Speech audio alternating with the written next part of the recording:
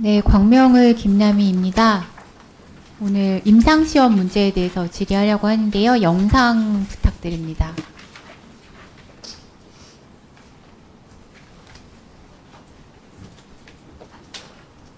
만성 두드러기로 치료를 받던 30대 남성이 담당 의사의 권유로 신약 임상시험에 참여한 지 2달 만에 급성 백혈병에 걸려 숨졌습니다. 유족들은 신약시험이 발병 원인이라고 주장하고 있지만 담당 의사와 제약사 측은 아무 관련 없다는 입장인데요. 지난 2021년 당시 39살이던 지성수 씨는 한 제약회사의 신약 임상시험에 참여했습니다. 지 씨는 만성 두드러기 증상으로 서울의 한 대학병원에서 치료 중이었는데 담당 의사가 직접 임상시험 참여를 권유했습니다. 임상시험을 하면 무료다. 약이 업그레이드가 된 거기 때문에 뭐 문제되지는 않을 거다. 그래서 하라고 교수는 추천을 해주더라고요. 혈액검사에서 적혈구가 손상되는 용혈 현상이 나타났다는 겁니다. 추가 검사 결과 지 씨의 백혈구 수치는 46,000 마이크로리터로 정상 수준의 4배가 넘었습니다. 지 씨는 급성 백혈병을 진단받았고 2년 동안 투병하다 지난해 12월 숨졌습니다. 너무나 건장했고 건강했고 성실히 살아가던 청년이었어요. 네, 피해자 가족분이 저희 의원실에 연락을 주셨습니다. 그리고 억울함에 대해 호소를 하셨는데요. 굉장히 장문의 편지를 보내셨어요. 제가 일부만 읽어보겠습니다.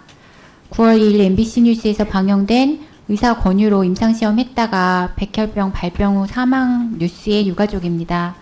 고인의 억울한 죽음을 세상 밖에 알리고 더 이상 저희 가족과 같은 비극이 일어나지 않기를, 누군가의 생명이 희생되지 않기를 바라며 도와주세요. 억울함과 비통함을 담아 고인의 원한을 풀기 위해 이 글을 보냅니다. 부디 이 사실이 세상 밖에 나와 더 이상 저희 가족 같은 비극적인 일이 일어나지 않도록, 한 가정의 가장이 무너지고 한 사람의 생명이 한낱 휴지 조각처럼 버려지지 않기를 바라며 이 글을 적습니다. 의사의 임상시험 권유로 시작되어 투약 과정에서 의사의 간과와 묵인, 부주의한 조치와 진료 과오로 인해 해당 환자는 급성 백혈병이 발병했고, 누구보다 열심히 살아가고 누구보다 건장했던 한 가정의 가장은 2년 동안 말로 표현할 수 없는 끔찍한 암투병 생활 끝에 비극적이고 비참한 죽음에 이르렀습니다. 병원과 의사 및 해당 제약회사는 2년 동안 환자 상태에 대해 단 한 번의 확인도 하지 않은 채 원인 분석도 없이 본인들의 책임 전가 및 회피하기에 급급하여 임상약품과 백혈병의 관련성이 없으니 직접 인과관계를 밝히라는 대답만 할 뿐 어떠한 사과도 어떠한 인정도 없었습니다. 네, 처장님, 네, 이 사건 알고 계십니까? 네, 알고 있습니다. 네, 어떤 조치 취하셨는지 마지막에 답변 부탁드립니다. 처장님, 세계에서 임상시험이 가장 많이 이루어지는 도시가 서울이라는 거 알고 계세요? 네, 그것은 네, 제가 그렇습니다. 임상시험은 의약품의 안전성, 유효성을 증명할 목적으로 사람을 대상으로 하는 시험인데, 국민들의 생명과 안전에 피해가 발생하지 않도록 철저하게 관리하고 피해가 발생할 경우 제대로 배상이 이루어져야 하겠죠? 네, 임상시험 관리 기준이 철저히 지켜져야 한다고 생각합니다. 네, 처장님, 약사법에 따라서 임상시험 부작용에 대해서 피해자를 보호하기 위해서 임상시험을 하려는 경우 그 건강상의 피해를 보상하기 위하여 보험에 가입해야 합니다. 맞죠? 네, 그렇습니다. 네, 그런데 이 책임보험이 잘 작동하고 있는지 점검이 필요합니다. 지난 5년간 임상시험 건수와 참여자 수는 엄청나게 증가했습니다. 5년간 3,849건의 임상시험이 있었고 참여자는 70만 명이 넘습니다. 그런데 임상시험에 참여했다가 사망하신 분이 205명, 입원할 정도로 중대한 부작용을 겪은 참여자가 2,067명에 달합니다. 그리고 자료를 보시면 피해율이 매년 증가하고 있다는 걸 알 수 있습니다. 임상시험은 안전성이나 유효성이 입증되지 않은 신약을 투약하는 거기 때문에 효과나 부작용에 대한 자료가 없고, 임상시험과 피해 간의 인과관계를 입증하는 것은 불가능에 가깝습니다.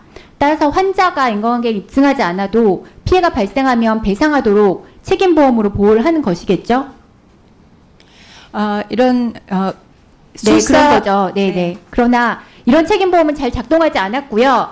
식약처는 임상시험으로 인한 피해 환자들이 보험에 따라 보상받았는지 확인하지도 않고 있습니다. 다음 화면 부탁드립니다.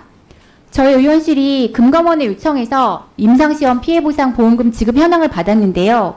5년간 사망으로 보험금 지급한 건수는 16건이고요.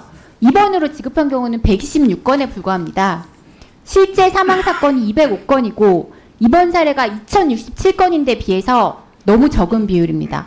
실제 입원 사례의 6.1%, 실제 사망 사례의 7.8%만 보험금을 지급받았습니다. 처장님, 임상시험으로 피해자가 이렇게 많이 발생하는데 이렇게 터무니없이 적은 사례만 보험금을 지급받는 이유가 무엇입니까? 의원님, 그 인과관계는 식약처가 결정하는 것이 아니고 의뢰자와 책임자가 하게 되어 책임보험이라는 있습니다. 거는 이게 입증되기 어렵기 때문에 피해가 발생하면 보험으로 보상해주기 위해서 만들어진 제도잖아요. 그런데 이렇게 되고 있다는 걸 제대로 체크를 안 한다는 게 문제라고 생각을 하고요. 저희 의원실에서 식약처에 문의하니까 식약처에서는 임상시험에서 사고당한 참가자나 가족이 보상받는지 관리를 하고 있지 않다라고 답변했습니다.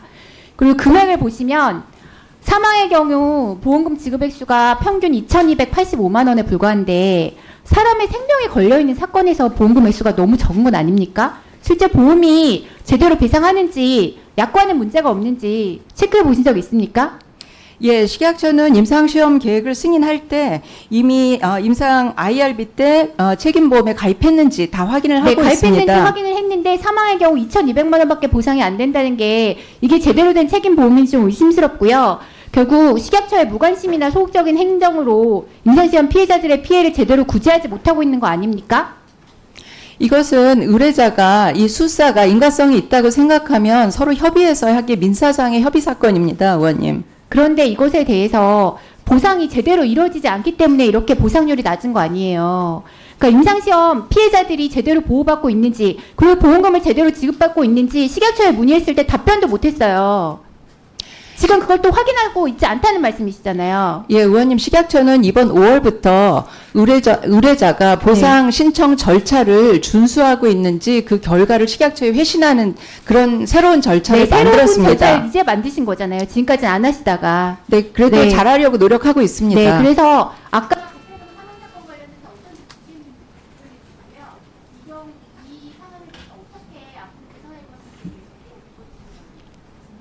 지금 여기서 말씀을 드릴까요? 아니면은 이 백혈병 사망 사건은 식약처가 하는 일은 임상시험 관리 기준에 적합하게 보상 절차가 준수되었는지를 보는 것입니다, 의원님. 식약처가 확인한 결과 임상시험 관리 기준은 적합하게 되었고, 다만 이것이 그 의뢰자와 그 수사 보고자 사이에 지금 소송이 일어나는 것으로 알고 있습니다.